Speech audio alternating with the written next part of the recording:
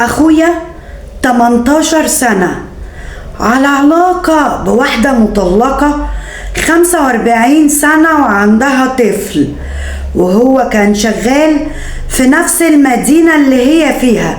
مع الوقت بقى يروح عندها ويقعد معاها، ولما الجيران سألوا مين اللي طالع ونازل ده قال لهم انها مراته علشان يتجنب الكلام.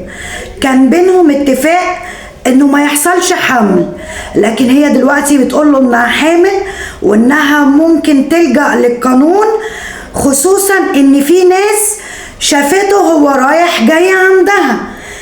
احنا في حالة قلق كبيرة، خصوصا ان هو في بداية حياته، فحابين نفهم في الحالة دي ايه الموقف القانوني، وهل ممكن يطلب منها اثبات النسب فعلا، ولو حصل هل لازم تسجيل رسمي للطفل، وايه الحل الافضل علشان يخرج من الموضوع باقل خسائر ممكنة. يا ريت اللي عنده معرفة او تجربة يفيدنا، وربنا يصلح حال الجميع.